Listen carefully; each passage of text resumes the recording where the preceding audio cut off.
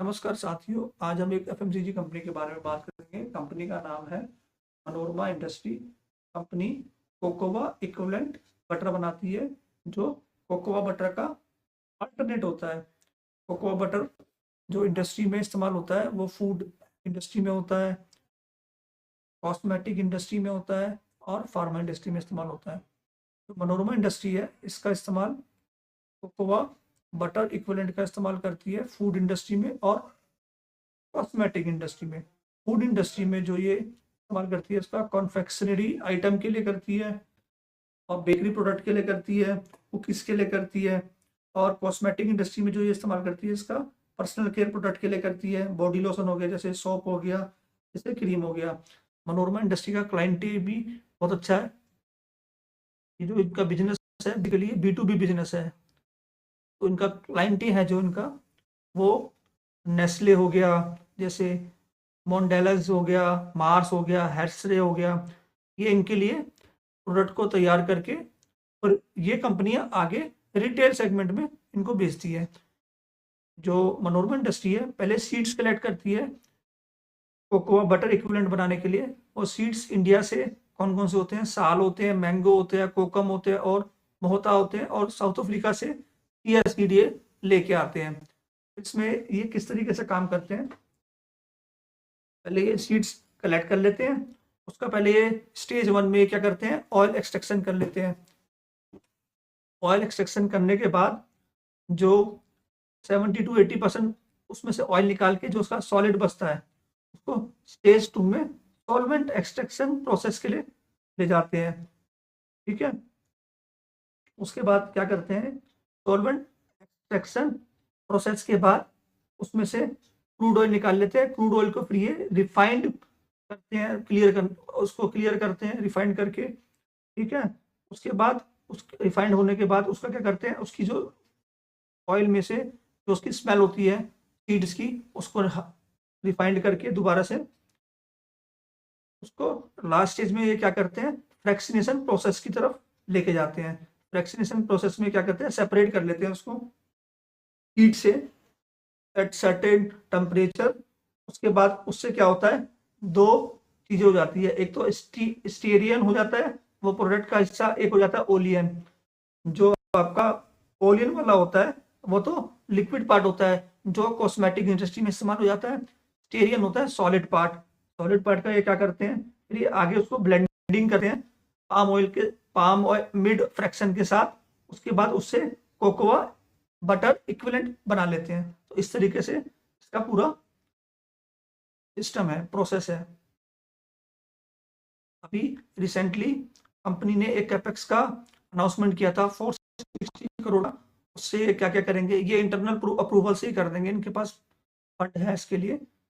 इससे क्या करेंगे, forward integration to set up a manufacturing facility for cocoa alternative. 73,000 metric पर टन का ये इससे सेटअप करेंगे। और दूसरी चीज ये क्या करेंगे, setting up of new solvent fractionation manufacturing facility for sal, shea, palm, mango and other exotic seeds and ESOS। इसको भी 7500 मैट्रिक टन का यहाँ से अपनी कैपेसिटी बढ़ाएंगे। एक ये न्यू रिफाइनरी मैन्युफैक्चरिंग खड़ी करेंगे, उससे 450 करोड़ के उसमें से एक पार्ट से जो 90,000 मैट्रिक टन की होगी। और एक बैकवर्ड इंटीग्रेशन करेंगे ये जो 90,000 मैट्रिक टन का होगा।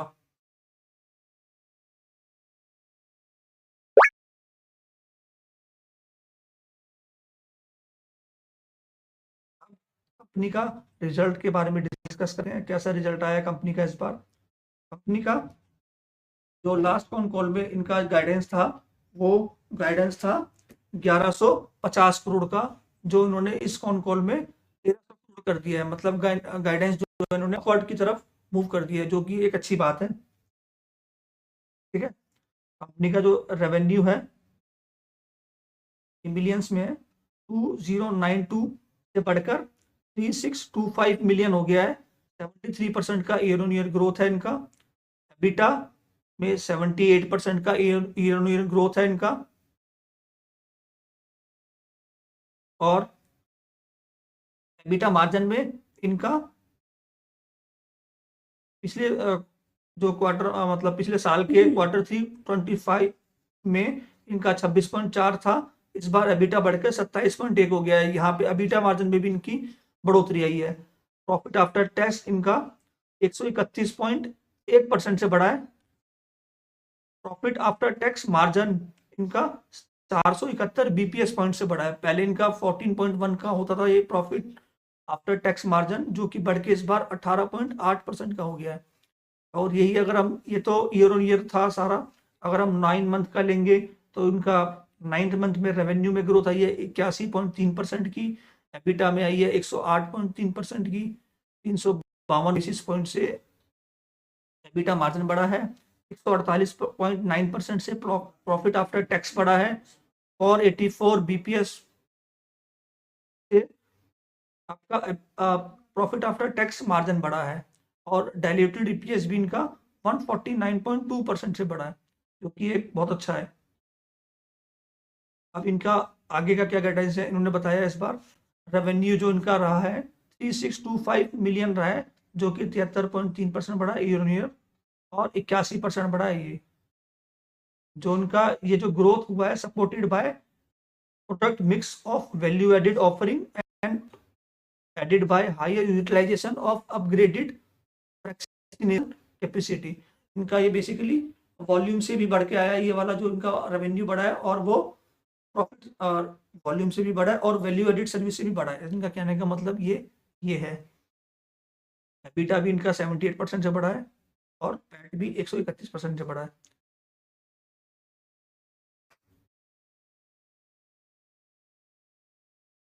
कंपनी का मार्केट कैप अभी है 7765 करोड़, स्टॉक का पीई है 36 का, और इनका जो इस टाइम पे ग्रोथ इंजन चल रहा है 40 to 70% चल रहा है, और डेट टू इक्विटी भी इनकी है 0.66। आने वाले टाइम में इनका कैपेक्स भी आने वाला है 460 करोड़ का, जो मैंने आपको भी बताया था, और आगे आने वाले टाइम में इनके पास ऑर्डर की कमी नहीं है, और डिमांड भी इनकी बहुत तेज है एज पर management commentary on con call. तो कंपनी को आगे देखा जा सकता है। कंपनी काफ़ी छोटी है अभी, 8000 करोड़ से कम का मार्केट कैप है कंपनी का, और एक हाई ग्रोथ फेस में है कंपनी अभी। वॉल्यूम भी है कंपनी में, और वैल्यू एडेड भी है, तो कंपनी को देखा जा सकता है। Thank you so much.